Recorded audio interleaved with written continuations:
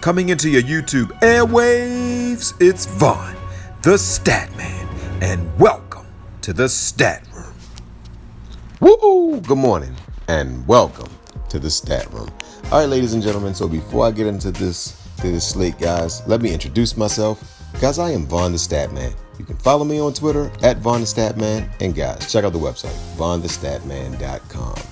All right, guys, so we have a monster slate on tap today. We have an 11-game slate. That means it's a lot of stars today. If you look, you got some of the highest producing guys on this slate. So this is going to be a slate where you're going to really have to take your time. You're going to really have to go through it thoroughly because it's going to be a high-scoring game. 420 or better for unlimited entry GPPs. I would say you're going to need a 350 to cash in single entry. And I would say probably a 335 to cash and double up. Today is a day where you want to focus more on the head-to-heads. Remember, you want to do the head-to-heads that you create. You want to create your own. Listen to me. I repeat. Write this down. Do not enter someone else's head-to-head contest. You create your own head-to-heads I would say, do them about 5 to 10 minutes before lock. Like I would have them created, but don't actually set it. Like have it set, but don't hit this, the send button to where it goes out where anybody can join until about 5 to 10 minutes before. All right, guys, so let's get right into it. All right, Westbrook at Sacramento. I love this matchup.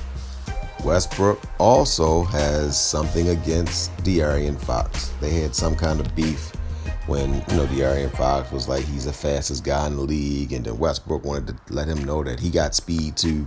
So Westbrook going to put up 60 points a day against Fox. So if you can fit him in your lineup, he's going to be the first point guard. He's going to be in our four horsemen.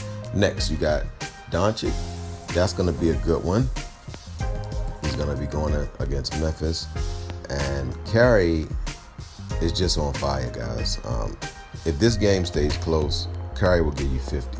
So you can pick between Curry and Westbrook because I think that Curry will probably be, I would say, within 10 points of Russell Westbrook. But he's $1,000, almost $1,000 less. Kyrie Irving, I don't know if he's going to rejoin his team in Philly. I think they're going to wait till Friday and let him play when they arrive at home. Fox is going to go at Westbrook as well. They just have this vendetta. If you can get both of them in, I think that D's going to be two of the higher producing point guards. I think that Westbrook's going to get you about 60 to 70 points. I think Fox is going to get you that 45 to 50 point mark. John Wall is at home against Brogdon. I think that with Indiana on the second night of a back-to-back, I think Wall might have the upper hand. Murray is done for the season. That's going to really impact Denver. Ball is a game-time decision, so I'm not sure if he's going to play. Murray at Toronto, I like that matchup. Love Brogdon at Houston. If he wasn't on the second night of a back-to-back. You have Simmons home against Brooklyn. If Kyrie don't play, I like the matchup. Simmons, I'm not sure why Simmons is not dominating. Like Simmons was a consistent 40-point performer. Now he gets you 20 points, 30 points, so he's so up and down. But with Philly going against Brooklyn, the two top teams in the East, I think it's going to be competitive. You got Morant against Doncic. Should be a pretty good matchup. I think Morant's a little bit more athletic and physical, but I think Doncic is more skilled. Lowry is back against San Antonio. He's gonna have a great game today. Rozier is a game time decision, so that's a wait and see approach. I do like Rozier against Cleveland. Garland is also a game time decision. I don't think either one of these guys are gonna play, but you never know. And it seems like, guys, since fantasy started, you see a lot of guys questionable. And it's like most of the times it's guys that are in great matchups. They're trying to steer you away from, oh yeah, it's a great matchup. So we don't want the players to pick this guy and they'll wait till 5 minutes before lock and say, oh, he's going to play. But he might be on a minutes restriction, and then he don't be on a minutes restriction to try to sway you. So if these guys play, then run them. I like McConnell more in this matchup because on the second night of a back-to-back, the backup point guard might end up with more minutes. White is just on fire. I like him, especially for he's starting to get higher in price, but you need him to get you 30. So if you believe he can get 30, then roster him. He needs 30, 32 really. Jackson against Detroit, going up against his old team. I like this matchup, even on the second night of a back-to-back, because they didn't really work that hard yesterday. Morris is getting more minutes, but he's not really producing with those minutes. And Carter Williams is hot and cold. Flynn is not going to get any minutes. If Lowry starts, Lynn's going to get 15 to 18 minutes. It's not enough minutes to be productive. Dunn appears to have taken the start spot. He's played in back-to-back games, so I don't know if I like Dunn in Denver unless he's going to get about 30 points.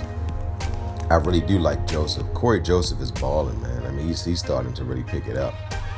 Anthony, I like him. Maladon, not really feeling him. Love Saturansky. Campazzo, I like him for his low number. I think Dark Rose is in line to get you 30 today. I think Wanamaker is on line to get you 25. Dragic doesn't play but 20 minutes, so you can count on 16 to 18 points from Dragic unless he gets 25 minutes or more. Peyton, he's going to start. He'll probably get you that 20 to 25 point mark. White is not getting the minutes. Saturansky seems to have taken that job away. Hayes, not really feeling. Milton can get you 20. Lewis can get you 20. Hampton is somebody that can get you 20. And I like Wright if he gets enough minutes, but it'll be tough. And I guess that's about it. And Rondo, I do like Rondo. On the second night of a back-to-back, they might rest Rondo. All right, guys, so now let's go to our shooting guard position. All right, so at shooting guard, guys, the guy that I'm giving you DeRozan. He's going home. I believe he's gonna want to stick it to Toronto. Like, okay, you guys traded me for Kawhi Leonard. I know he's gonna still have some kind of feelings towards that. When you're an athlete and you've done so much for a city, and then they say, basically, young man, you're not good enough. And that's what they basically told DeRozan. You're not good enough to lead us to a championship. And from what it appears to be, he was not good enough because the first year Kawhi Leonard comes in, they win a championship. Kawhi Leonard leaves, they don't do anything since. And San Antonio hasn't done anything since they've acquired DeRozan. All right, so at the small forward position, you got Leonard is going to play tonight at 10,000. Leonard going against inferior competition, he doesn't really go 100% because it's an inferior team. They'll have such a big lead, he won't even play in the fourth quarter, in my opinion. Durant is starting to get more minutes, but he still hasn't hit off the 40-point mark yet. But this is game 4, so I'll have a wait-and-see approach. Butler's going to go at Denver. I think he'll get you that 94-point mark. Ingram should do well against New York, even though they play phenomenal defense. I like Porter because he has to score more with Murray being down. And I do like Anderson, but the guy that I'm going to give you guys, I'm going to go down. Guys, I'm going to save you a little bit of money on this one. I'm going to give you Williams. I think Williams is in line to put up 30 plus. So I love him in this matchup. And last, but not least, the Boomstick player of the night is none other than Tobias Harris. And I'm giving you Tobias Harris because in the last game that he played, he put up 28 fantasy points, guys, but didn't see the floor in the fourth quarter because they had such a big lead over Dallas. I don't believe he'll have that same big lead over Brooklyn. And Brooklyn is strong at the point guard and shooting guard position and when Harden's playing, and the small forward, but they are weak at the center and power forward position. So expect Embiid and Harris to be the ones to go off. And then you can expect Simmons to actually lock down any point guard except Kyrie. If Kyrie play, Simmons don't match up well against Kyrie because Kyrie is just so fast. And those small guys give Simmons issues. All right, guys, so that's it. You got Harris, you got Williams, you got DeRozan, and Westbrook. All right, guys, so that's it, guys. I am on to break down the rest of the slate. So, guys, don't forget to win-win. That means give people what they want so you can get what you want. And guys, don't forget to think and ink. That means write it down so that way it can come true. and good hunting on all your DFS contests. Love you guys. Alright, thanks for watching the video, ladies and gentlemen. And if you want to be a Stat Room member, hit that subscribe button and also share this video. Thank you, and welcome to the Stat Room.